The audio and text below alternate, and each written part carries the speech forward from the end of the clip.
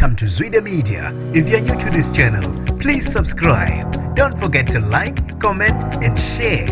Here's a new video for today. Enjoy.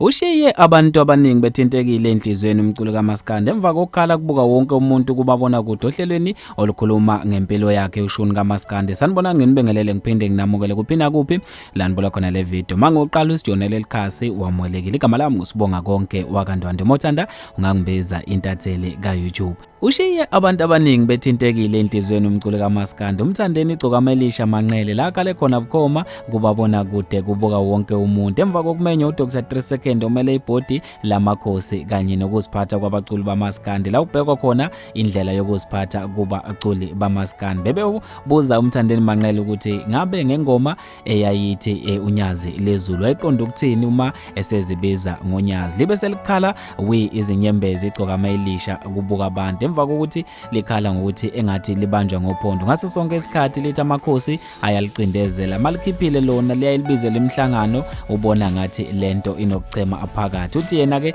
mayibhala usebenzisa ubuciko hayi ukuthi into mayisho usuke esho yona ngqo usuke esebenziseke ubuciko nanokuqhuba ibusiness. Abantu abaningi bathinteke kakhulu ngalesenzo sokuthi ke igcokama likhale abantu bebuka bekutshengisa ukuthi ngampela uthintekile enhlizweni futhi ke uphatheke kabi ngendlela emangalisayo. Bafethu mina ngizothanda ukuze ukuphawula kwakho njengentatheli ka YouTube khona lapha kwi comment section ngaso lesigameko sokukhala bukhoma kwegcokama elisha kubabona kude.